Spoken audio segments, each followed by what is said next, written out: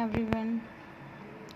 Douglas M.C. Greger, 1906 to 1964, theory is XY. In 1960, Douglas M.C. Greger formulated theory of X theory and theory Y, suggesting two aspects of human behavior at work, or in other words, two different views of individual employees. तो जो Douglas जी थे MC. Gregor, उन्होंने दो प्रकार की theory प्रपोंड की। दो प्रकार की थ्योरी है एक्स और वाई थ्योरी, जिसमें दो एस्पेक्ट दिए गए हैं ह्यूमन बिहेवियर के, दो aspect at work wherever they are working actually, और in other words two different views of individual. किसी भी दो इंडिविजुअल के किसी भी प्रोजेक्ट पर दो डिफरेंट व्यूज़ हो सकते हैं, वो एम्प्लॉय हो सकते हैं वहाँ पे, one of which is negative called as an theory X, जो कि नेगेटिव हो सकता है, वो थ्योरी X है, and other is in positive so called as theory Y, जिसे कि Y थ्योरी कहा गया है। According to M.C. Greger, the perception of manager on the nature of individual is based on various assumptions। तो जो manager का perception है, perception means विचारधारा, विचार किसी भी स्पेसिफिक प्रोजेक्ट को लेकर, किसी भी स्पेसिफिक प्लांट को लेकर, जिस प्रोजेक्ट के विषय में वह वर्क कर रहा है, वह कार्यरत है, उसे लेकर individual is based on various assumption. तो प्रत्येक इंडिविजुअल के अपने अपने वेरियस एजम्पशन हो सकते हैं, उनकी बहुत सारी संभावनाएं हो सकती हैं, और उनके भिन्न भिन्न मत और विचार हो सकते हैं। तो जैसा कि हम जानते हैं कि व्यक्तिगत स्तर पर प्रत्येक व्यक्ति का मन स्थिति, सोचने का नज़रिया, सोचने का तरीका, बुद्धि स्तर, बौद्धिक क्षमता सब कुछ अलग अलग होती है। तो उसी तरह से किसी भी दो इंडिविजुअल में वैचारिक मतभेद हो सकते हैं, किसी भी एक ही प्रोजेक्ट को लेकर कुछ पॉजिटिव एजम्पशन हो सकते हैं, कुछ नेगेटिव हो सकते हैं। An average employee intrinsically does not like work and tries to escape it whenever possible. एक एवरेज एम्प्लॉई होता है, वो जैसे कि हम कहते हैं कि कोई व्यक्ति कामचोर है, तो कई बार यह देखा गया कि ज़्यादा वर्क से बचने की कोशिश करता है, और जब भी यह पॉसिबल हो, since the employ does not want to work he must be persuaded. तो जैसे कि एम्प्लॉय काम नहीं करना चाहता है, उसे परस्यूट किया जाता है, उसे लालच दिया जाता है, उसे लुभाया जाता है, कंपेल्ड किया जाता है, उसे बाध्य किया जाता है, उसे वार्न किया जाता है, चेतावनी दी जाती है, विद पनिशमेंट के साथ चेतावनी दी जाती है, so as to achieve organisational goal, जिससे कि उन्हें ऑर्गेनाइजेशन के गोल अचीव हो सकें और ज़्यादा से ज़्यादा वर्क करवाया जा सके एम्प्लॉयज़ के द्वारा। तो इनको गाइड करने के लिए, इनसे वर्क लेने के लिए बड़े स्तर के ऑफिसर अपॉइंट किए जाते हैं। मेनली जो मैनेजर होता है वो वर्क लेता है। तो देखते हैं कि the manager adopt a more dictatorial style. Manager जो है एक डिक्टेटर की तरह एक स्टाइल अडॉप्ट करता है कि जो सब पे ओवर रूल कर रहा होता है। और ज़रूरी भी है किसी ऑर्गेनाइजेशन में ज़्यादा से ज़्यादा वर्क निकलवाना और उन्हें परस्यूट करके वर्क निकलवाना। कभी कभी ज़रूरत पड़ती है तो लोगों को कंपेल्ड भी किया जाता है, उन्हें वार्न भी किया जाता है, क्योंकि सम और how people are just trying to escape from the work. कई बार ऐसा भी देखा गया है कि लोग काम से बचने की कोशिशें करते हैं, वर्कर्स हैं, उनसे काम कैसे लिया जाना है ये मैनेजर को देखना है। Many employee rank job security on top and they have little और एन नो एस्पिरेशन एम्बिशन। कुछ लोअर रैंक के एम्प्लॉयज़ होते हैं जिनके पास कोई एम्बिशन नहीं है, एस्पिरेशन नहीं है, और बहुत ज़्यादा पॉसिबिलिटीज़ नहीं है, बहुत ज़्यादा ओवरथिंक नहीं करते वो आगे बढ़ने के लिए, आगे जाने के लिए। Many employees rank job security on top. Employee generally dislike responsibility. जो एम्प्लॉयज़ होते हैं नीचे तबके के, वो रिस्पॉन्सिबिलिटी से बचते हैं। Employees resist change. Employees change पसंद नहीं करते। जैसी पहले से प्रथा चली आ रही है, किसी फैक्ट्री में, किसी ऑर्गेनाइजेशन में, किसी भी प्लांट पे जहाँ भी वो वर्क कर रहे हों, वो चेंज पसंद नहीं करते हैं। An average employee need formal direction, और जो एक एवरेज एम्प्लॉई होता है उसे फॉर्मल डायरेक्शन ही दिए जाने चाहिए। एजम्पशन ऑफ थ्योरी वाई, देखते हैं थ्योरी वाई क्या कहती है। Employee can perceive their job as an relaxing and normal, employees अपनी जॉब को परसीव करता है कि रिलैक्स करने वाली हो, एक नॉर्मल जॉब हो। They exercise their physical and mental efforts in an inherent manner in their jobs, वो अपनी फिज़िकल, अपनी भौतिक क्षमता को, अपनी मेंटल क्षमता को इस्तेमाल करते हैं, अपनी इनहेरेंट पावर को इस्तेमाल करते हैं अपनी जॉब में। Employee may not require only threat external control and coercion to work, तो जो एम्प्लॉयज़ हैं वो थ्रेट, एक्सटर्नल कंट्रोल और coercion to work, but they can use self direction, self control if they are dedicated. अगर वो dedicated हैं किसी work के लिए तो वो सेल्फ डायरेक्टेड हैं और सेल्फ कंट्रोल में हैं वो।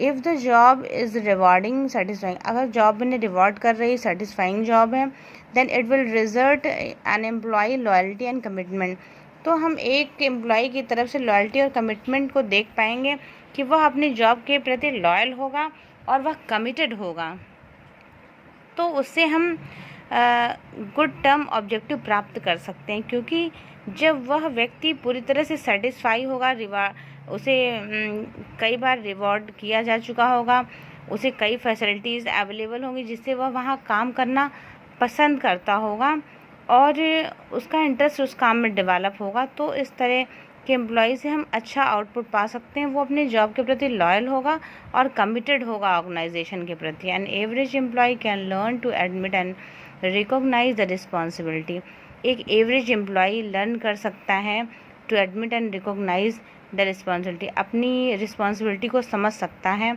इन fact that he can even learn to obtain responsibility, तो जो व्यक्ति कमिटेड होगा, रिस्पॉन्सिबिलिटी लेने वाला होगा, वो रिस्पॉन्सिबिलिटी को प्राप्त करने की कोशिश करेगा। The employee have skills and capability, जिन एम्प्लॉयज़ के पास स्किल्स और कैपेबिलिटी होगी, their logical capability should be fully utilise. In other words, तो उनकी लॉजिकल, जो उनके ब्रेन की यूटिलिटी होगी उसको यूटिलाइज़ किया जाएगा, जो लॉजिकल कैपेबिलिटी होगी उसे यूज़ किया जाएगा और वो क्रिएटिविटी के साथ अपनी उस लॉजिकल एबिलिटी को यूज़ करेगा अपने जहाँ पर वो वर्क कर रहा होता है। Resourcefulness and innovative potential of the employees to be utilise to solve the organisational problem, तो ऑर्गेनाइजेशन में अगर कोई प्रॉब्लम आ रही है तो अपनी एक्स्ट्रा एक्टिविटी के द्वारा, अपनी क्रिएटिविटी के द्वारा, अपनी पोटेंशियल एबिलिटी के द्वारा वह एम्प्लॉय ऑर्गेनाइजेशन को फ़ायदा पहुंचाएगा। The assumption in theory X and Y are fundamentally distinct, तो ये दोनों थ्योरियाँ एक दूसरे से अलग हैं। एक थ्योरी नेगेटिव नेचर की है, दूसरी पॉजिटिव नेचर की है।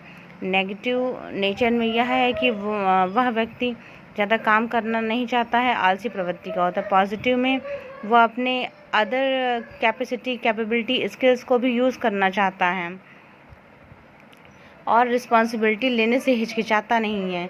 ये वाई टाइप की थ्योरी है, ये पॉजिटिव थ्योरी है।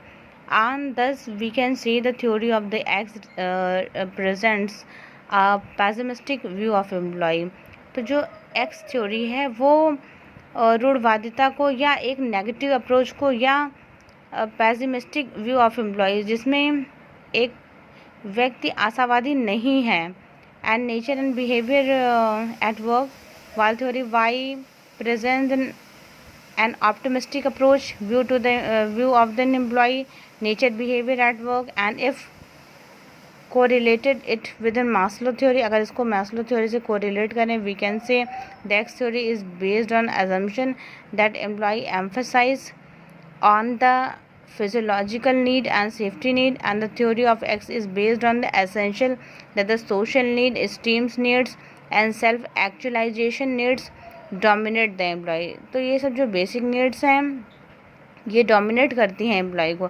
अगर उसे बेसिक फैसिलिटीज़ नहीं मिल रही है तो वो किसी ऑर्गेनाइजेशन में काम क्यों करना चाहेगा।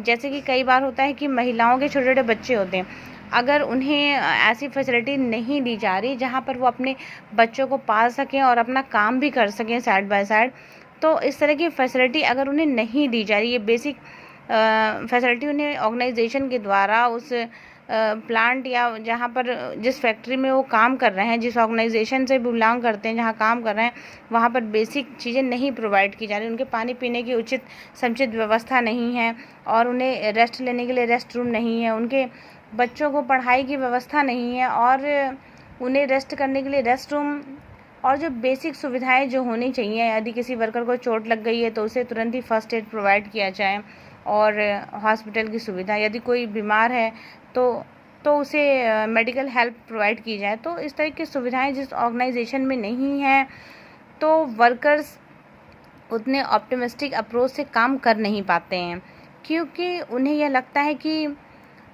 हमारी बेसिक नीड्स सेटिस्फाई नहीं हो रही हैं।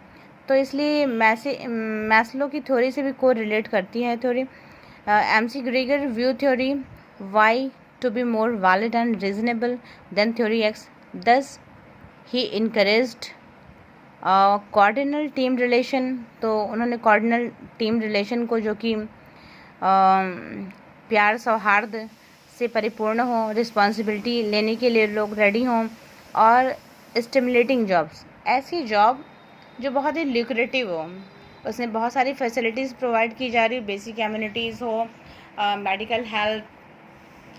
यदि ऑर्गेनाइजेशन में कोई ऐसी दुर्घटना घट जाए जैसे आग लग जाना या अन्य कोई आपदा आ जाना जिसमें इंस्टेंट रिलीफ, इंस्टेंट रिएक्शन जो कि ऑर्गेनाइजेशन के द्वारा दिया जाना, ये सभी चीज़ें किसी भी एम्प्लॉय को प्रमोट करती हैं एक बेटर परफॉर्मेंस के लिए।